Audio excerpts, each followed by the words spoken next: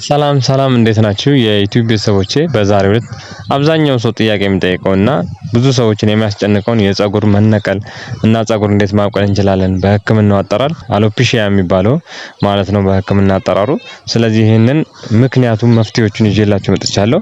ቪዲዮውን ከወደዳችሁት ላይክ ማድረጋችሁን እንዳረሱ፣ ለሚያስፈልገው ሰው ሼር ማድረጋችሁንም እንዳረሱ፣ ቤተሰብ ካልሆናችሁ ቤተሰብ መሆናችሁን ሰብስክራይብ በማድረግ ግለጹልኝ። ስለዚህ ወደ መጀመሪያው ጥያቄ ሲመጣ በሶስት ምክንያቶች ነው። አራተኛው ፊዚካሊ ዳሜጅ ምክንያት የሚመጣ ነው።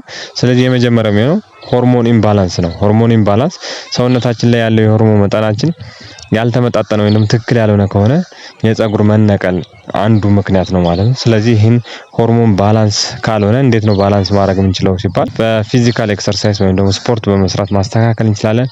አሊያም ደግሞ የባላንሱ መጠን ከፍተኛ ከሆነ በህክምና ከተረጋገጠ አናስ ወይስ ክሬም በመጠቀም ሆርሞናችንን ባላንስ ማድረግ እንችላለን ማለት ነው። ሁለተኛው ደግሞ በስትረስ ነው ወይም ደግሞ ጭንቀት፣ ከፍተኛ የሆነ ጭንቀት ካለብን ጭንቀት እንደሚታወቀው ሰውነታችን ለጭንቀት ያለው ምላሽ የተለያየ ነው።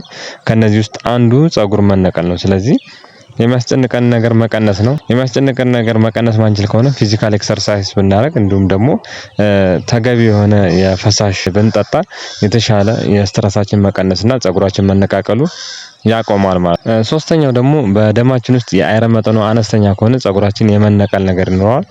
ይህ የደማችን አይረን መጠኑ አነስተኛ የሚሆንበት ሁለት ምክንያቶች አሉ። አንደኛው አብዛኛውን ጊዜ የሚከሰተው በሴቶች ላይ ነው። ከፍተኛ የሆነ የደም መፍሰስ ሲኖር የአይረን መጠናቸው ይቀንሳል ማለት ነው። ሁለተኛው ደግሞ የሃይድሮክሎሪክ አሲድ መጠናችን በጨጓራችን ውስጥ አነስተኛ ሲሆን ምግብ ስንመገብ በምግብ ውስጥ ያለውን አይን ለመበተን ከፍተኛ የሆነ የሃይድሮክሎሪክ አሲድ መጠን ስለሚያስፈልገው ሃይድሮክሎሪክ አሲድ መጠኑን መጨመር የምንችለው ምግብ ከመመገባችን በፊት የሎሚ ጁስ ብንጠቀም ከዛም በኋላ ምግባችንን ብንበላ በሎሚ ውስጥ ያለው አሲድ መጠን ጨጓራችን ላይ ከፍተኛ የሆነ የአሲድ መጠኑ እንዲመረት ስለሚያደርግ ይሄን እጥረት ይቀንስልናል ማለት ነው። ይሄም ፀጉራችን መነቀሉ እንዲያቆም ይረዳናል ማለት ነው።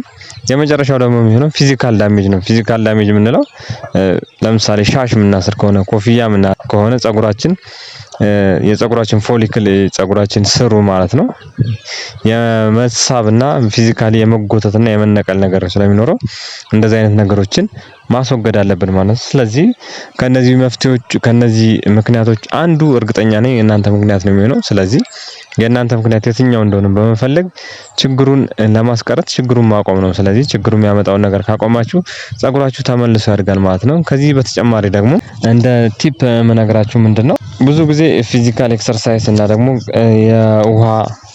ውሃ በአግባቡ መጠጣት። ውሃ ለምሳሌ አንድ 50-60 ኪሎ የሆነ ሰው በቀን 8 ሊትር ውሃ መጠጣት አለበት ተብሎ ነው በሳይንሱ የተረጋገጠው።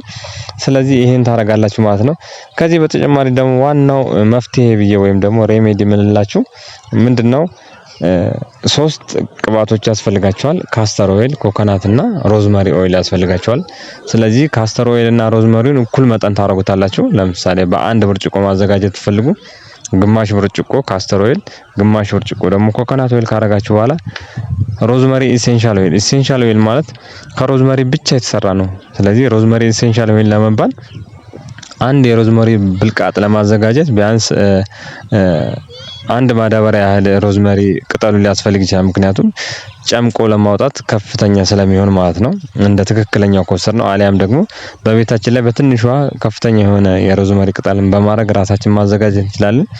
ስለዚህ የሮዝመሪ ቅባቱ ካለን እሱን 10 ድሮፕ ወይም ደግሞ ጠብታ ወይም ደግሞ የሻይ ማንኪያ ትንሿ አንድ ማድረግ ነው። ከዛ እሱን በደንብ ሚክስ ካረጋችሁ በኋላ በደንብ ካዋሃዳችሁ በኋላ ሶስቱም ማለት ነው በሳምንት አንዴ ተቀብታችሁ ቀኑ ሙሉ ውላችሁበት ከዛ መታጠብ ማለት ነው። ይሄን በሳምንት አንዴ ወይም ሁለቴ አፕላይ ብታደርጉ ፀጉራችሁ በሚገርም ሁኔታ ወደ ነበረበት ይመለሳል። እንዲሁም ደግሞ ከዚህ በፊት ደክመው የነበሩ የፀጉር ክፍሎች ተመልሰው በመብቀል የተሻለ ውበትና የተሻለ እይታ እንዲኖራችሁ ያደርጋል።